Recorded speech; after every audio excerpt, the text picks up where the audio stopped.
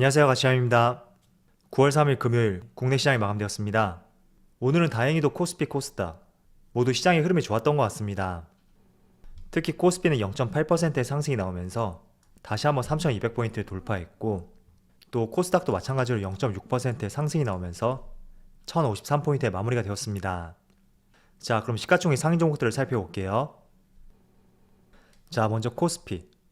오늘 코스피는 셀트리온하고 카카오뱅크 이 두 종목을 제외하고 대부분의 종목들이 상승이 나왔습니다. 특히 네이버의 흐름이 좋았다고 볼 수가 있고, 또 자동차 관련주들, 그리고 SK바이오사이언스 다시 한번 9% 강한 상승이 나오면서 시가총액 상위 1페이지로 다시 올라왔고, 또 오랜만에 LG전자도 강한 모습이 나왔죠. 그리고 코스닥을 살펴보면, 자, 코스닥은 셀트리온 헬스케어, 그리고 셀트리온 제약, 앞선 코스피에 있는 셀트리온과 마찬가지로 셀트리온 그룹주의 흐름은 다소 부진했습니다. 그렇지만 그 외의 종목들, 다시 한번 2차전지 소재기업의 에코프로비엠이 좋은 모습이 나왔고, LNF, 첨보, 어제는 2차전지 쪽이 상당히 약했었는데 오늘은 대부분의 종목들이 강한 상승이 나왔습니다. 자, 그럼 수급을 한번 살펴보겠습니다. 자, 먼저 코스피의 수급을 살펴보면 오늘 외국인이 약 5천억 넘는 순매수로 보여주었고, 기관은 소폭의 순매도로 보여주었습니다. 일단 외국인이 4거래일 연속으로 순매수를 보여주고 있는데, 이런 흐름은 지난 8월달하고 좀 다른 모습인 것 같아요. 그래서 일반적으로 9월달은 시장이 좋지 못했었지만 그래도 외국인이 수급이 들어오고 있으니까 앞으로도 이런 부분이 이어지는지와 함께 한번 관심을 갖고 지켜봐야 될 것 같습니다. 그리고 코스닥. 자, 오늘은 코스닥도 외국인이 순매수를 많이 보여주었네요. 그리고 10거래일 연속으로 지금 상승이 나고 있죠. 참, 이런 상승 보니까 코스닥이 힘이 넘치는 것 같습니다. 자, 그리고 삼성전자. 오늘 삼성전자 외국인의 순매수가 들어왔고, 모처럼 4거래일 연속으로 순매수를 보여주었습니다. 정말 오랜만인 것 같네요. 그리고는 코스피 상위 종목 내에서 2% 이상의 상승이 나왔던 네이버. 네이버는 오늘 기관과 외국인의 순매수가 들어왔고, 외국인이 지금 5거래일 연속으로 순매수를 보여주고 있습니다. 그리고 과거의 수급을 보더라도 한 달 동안 외국인이 꾸준히 매수세를 보여주고 있네요. 아울러 카카오뱅크. 카카오뱅크는 어제 블록딜이 있었는데 오늘도 그 여전히 발생이 되고 있는 것 같아요. 그래서 외국인의 대량 매도가 나왔고, 오늘도 시가총액 상위 종목 내에서 좋지 않은 모습을 보여주었습니다. 그리고 어제 급락이 나왔었던 삼성 SDI. 삼성 SDI는 다시 외국인이 순매수를 보여주었고, 기관은 여전히 순매도를 보여주고 있네요. 자, 이어서 주체별 매매 동향을 살펴보면, 먼저 외국인은 삼성전자, SK바이오사이언스, 네이버, SK하이닉스, 포스코 이렇게 다섯 종목을 순매수 상위 종목 올렸습니다. 그리고 기관은 크래프톤, LG전자, 에코프로비엠, ST팜, LG화학 이렇게 다섯 종목을 순매수 상위 종목 올렸습니다. 기관은 정말 크래프톤 좋아하는 것 같네요. 자, 그래도 오늘 국내 시장이 조금의 선방을 보여주긴 했지만 그래도 확실히 미국 시장만한 시장은 없는 것 같아요. 어제도 S&P 500이 0.3%의 상승이 나왔고 다시 한번 신고가를 경신하였습니다.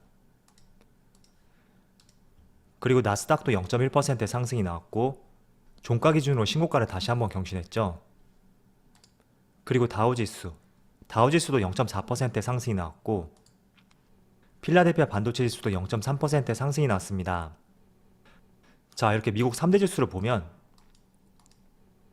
오늘도 급락이 나왔다, 아니면 시장이 좋지 못했다, 그런 표현보다는 신고가를 경신하였다, 조금은 씁쓸하지만 이런 말을 더 많이 하는 것 같습니다.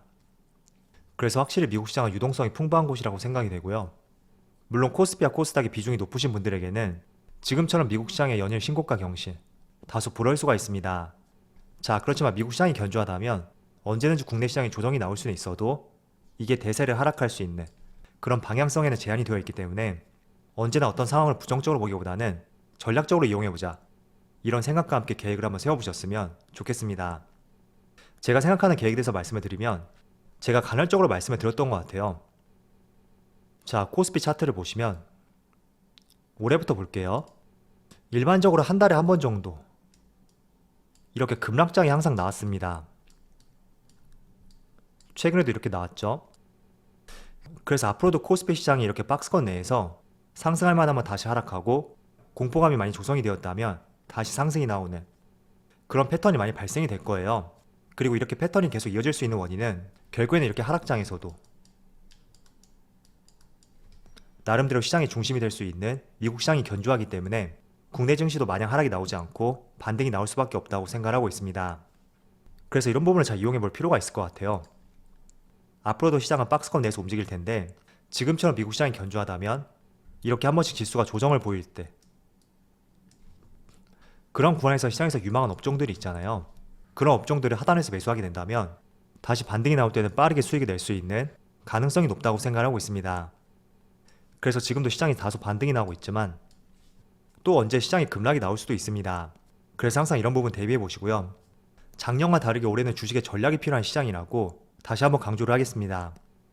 그래서 작년에는 매수해놓고 조금 기다렸다면 이렇게 종목이 올라갈 수 있는 가능성이 높았을 텐데 이제는 그렇지 않을 수가 있어요. 그리고 앞으로도 그렇지 않을 수가 있고 2년 뒤, 3년 뒤 계속해서 지금과 같은 시장이 유지가 될 수도 있습니다. 그래서 필히 전략에 대해서 한번 생각해 보시고요. 또 여러분들이 올해 주식 투자하면서 많이 느낀 것이 있을 거예요. 뭐 어떤 분들은 장기 투자가 정답은 아닌 것 같다 이런 생각도 하셨을 거고, 또 어떤 분들은 한 종목이 몰빵하는 것은 옳지 않다 이런 생각도 하셨을 거고, 그리고 그 외 다양한 생각들을 하셨을 텐데 이제는 그런 생각들을 생각으로 끝낼 것이 아니라 정말 실천을 해보면서 적용을 시켜야 되는 구간이라고 생각하고 있습니다. 물론 과거에 매수했지만 물리셨던 분들이라면 이런 전략을 펼칠 수 있는 기회조차 지금 없을 거예요. 그렇지만 저는 여러분들 1월달, 2월달 이 구간에서 자동차하고 반도체 그리고 다른 친환경 에너지와 관련된 종목들을 매수하셨다면 저는 분명히 그 매수가 근처까지는 올 수 있는 업종이라고 생각하고 있습니다. 그렇기 때문에 조금은 시간이 필요할 수 있겠지만 여러분들 매수가 근처까지 왔을 때 그때는 이제는 비중을 조금씩 조절하면서 여러분들이 머릿속으로 했던 생각들, 그런 생각들을 한번 실천해 볼 수 있는 그런 시간을 가져보셨으면 좋겠습니다. 제가 솔직히 냉정하게 조금 말씀을 드리면 지금 시장이 참 많이 안 좋다고 생각을 하잖아요. 물론 저도 시장이 좋지 않다고 생각하고 있습니다. 자, 그렇지만 월봉 차트를 한번 보면 지난 3개월 동안 결코 시장이 나빴다고 볼 수는 없습니다. 작년에 워낙 좋았기 때문에 상대적으로 좋지 않은 것처럼 보일 수는 있어도 지난 과거 이때와 비교해 볼 때는 결코 나빴던 시장은 아니었다고 정리를 해볼 수가 있습니다. 그래서 시장이 잠시는 좋아질 수는 있어도 제 개인적인 생각을 말씀을 드린다면 다시 과거와 같은 구간, 상승장보다 이런 구간이 발생될 가능성이 높다고 저는 생각하고 있습니다. 그래서 철저하게 전략적으로 이제 대응해야 된다 이렇게 말씀을 드리고, 자, 그리고 코스피가 최대 3,300포인트까지 올라왔기 때문에 저는 지금 구간에서는 정말 많이 올라봤자 3,500포인트, 그렇지 않으면 지금처럼 3,000에서 이 3,300 이 사이에서 횡보하는 구간이 더욱더 길어질 것 같습니다. 그 이유 중에 하나는 어쨌든 3,300포인트를 돌파하기 위해서는 기업들의 실적, 더욱더 실적이 개선될 수 있다는 이런 기대감들이 주식시장에 반영이 되어야 되는데 하반기로 갈수록 조금은 부족해지고 있다고 보여지는 것 같습니다. 올 초만 하더라도 3,800까지 갈 것이다. 언론사에서 이런 기사들이 많았었는데 확실히 하반기가 되니까 기업들의 이익 성장이 둔화될 수 있다. 이런 내용들이 더욱더 많이 나오고 있고, 그런 부분이 본격적으로 해소되지 않는다면 앞으로도 박스권은 지속될 것이라고 저는 바라보고 있습니다. 그래서 앞에서는 전략적으로 대응해보자 이렇게 말씀을 드렸다면 시장 상황에 따라서 투자의 방향성을 수정해보는 것도 저는 정말 좋은 방법이라고 생각하고 있습니다. 자, 작년 같은 경우에 결국에는 매수해놓고 조금만 기다렸다면 충분히 수익이 났을 것이고, 또 한 달, 두 달 이렇게 시간을 부여했다면 큰 수익을 낼 수 있었던 그런 시장이었습니다. 자, 그런데 지금 구간에서는 지수의 움직임을 보셨듯이 아마 많은 종목들도 상승할 만하면 하락하고 또 상승이 다시 나온 듯하면 또 하락이 나오는 그런 패턴이 굉장히 많이 반복이 될 거예요. 그래서 작년과 다르게 기대 수익률을 낮춰야 된다. 먼저 이런 말씀을 드리고, 또 작년에는 장기 투자의 비중이 높았다면 철저하게 지금과는 장기 투자 외에도 조금은 짧게 스윙 투자할 수 있는 그런 종목들을 발굴해내고 투자하는 전략이 필요한 시점이라고 말씀을 드리겠습니다. 그래서 스윙 투자를 할 때 수익률을 굉장히 높이 설정하시는 분들이 계시는데 저는 개인적으로 스윙 투자를 할 때 항상 3% 그리고 10% 내외에서 정리할 계획과 목표를 가지고 있습니다. 그래서 스윙 투자라는 것은 조금만 짧은 관점을 진입하는 것이니까 그 취지에 맞게 그 업종과 종목으로 돈이 몰리고 관심이 몰리는 그 순간을 활용해서 수익을 내자 이렇게 생각해 보시고 종목들을 바라볼 시점이라고 말씀을 드리겠습니다. 자, 그렇지만 제가 장기 투자에 대해서 회의적인 시각을 가진 것은 아니고요. 만약에 여러분들 1년, 2년 그 이상을 보유할 수만 있다면 저는 충분히 성장 산업은 언제든지 장기 투자할 수 있는 정말 좋은 업종이라고 생각하고 있습니다. 그래서 장기 투자는 항상 내가 눌리는 구간을 활용해서 수량을 모아나가자. 그런 취지로 한번 전략을 세워보시고요. 그 외적으로 조금은 내가 짧게 대응하고 싶다. 그럴 경우라면 기대 수익률을 조금씩 낮추고 지금처럼 박스권 내에서 움직이는 시장 상황과 맞게 유동적으로 계획을 수정해 나가자고 말씀을 드리겠습니다. 자, 애플에서 2024년에 애플카 생산을 위해서 한국과 일본을 노크했다. 이런 기사가 하나 나왔습니다. 이와 관련해서는 기사를 한번 보셨을 거예요. 애플카 실무진이 비밀리에 국내를 방한해서 국내 여러 기업을 방문했다는 내용들을 한번 들어보셨을 겁니다. 자, 그런데 오늘은 사실인지는 모르겠지만 LG 이노텍에서 애플카 TF팀을 구성했다. 이런 내용이 발표가 되었고 그 때문에 LG 이노텍하고 LG전자, 애플카 부품 협력 기업으로서 시장에 관심이 집중이 되고 있다고 생각을 하고 있습니다. 자, 지금 LG 이노텍의 차트를 보시면 지금 위에 꼬리를 달고 많이 내려오고 있는데 오늘 같은 구간에선 절대 매수하는 구간이 아니겠죠? 그렇지만 이러한 내용이 사실일지에 대해서는 아마도 주말을 넘겨가면서 어떤 구체적인 내용이 나올 것 같아요. 그렇지만 일단 LG 이노텍을 바라보는 시각 자체가 제가 지난번에도 말씀을 드렸듯이 아이폰 신작에 대한 기대감도 있고 그리고 삼성전기의 폴디드 줌 카메라 납품권에 대해서 그동안 많은 이슈가 제기가 되었었는데 오늘은 그 가능성이 희박해졌다는 내용이 발표가 되었습니다.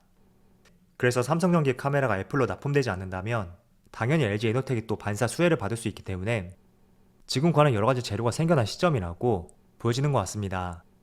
그래서 사실적인 내용을 조금 더 확인해 봐야 되겠지만 어쨌든 만약에 이런 부분이 사실로 밝혀진다면 조금 더 주가의 상승을 부추길 수 있는 그런 분위기가 조성될 수 있으니까 한번 관심을 가지고 지켜보셨으면 좋겠습니다.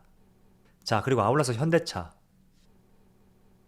저는 지금 LG 이노텍하고 LG전자 이 두 기업뿐만 아니라 현대차도 충분히 애플 이슈가 꺼지지 않았다고 생각하고 있습니다. 자, 그 이유 중에 하나가 최근에 나온 기사를 살펴보면 애플하고 현대차가 새 전기차 기술 협업을 했다. 이런 내용이 발표가 되었는데 제네시스의 전기차 모델인 GV60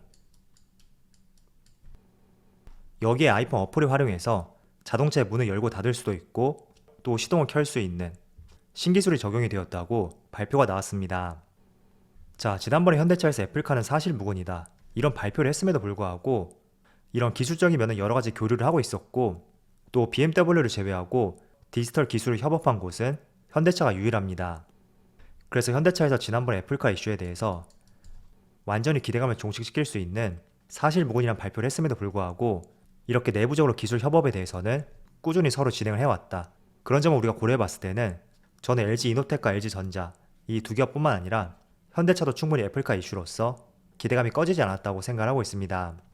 그래서 지금은 주가가 상당히 많이 내려온 측면이 있기 때문에 주가의 하락에 대한 걱정보다는 이제는 주가의 가격적인 메리트 그리고 다시 부각될 수 있는 이런 기대감 여러가지 상황들이 올 초하고는 조금 다르기 때문에 마찬가지로 한번 지금 구간에서도 기대감을 가져볼 수 있는 그런 구간이라고 생각하고 있습니다. 자, 애플카 이슈는 정말 말도 많고 탈도 많은 이슈인 것 같아요.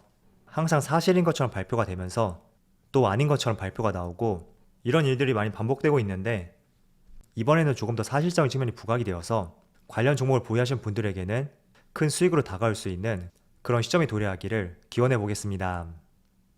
자, 그럼 오늘 영상 여기서 마치도록 하고요. 언제나 여러분들의 성공 투자를 기원하도록 하겠습니다.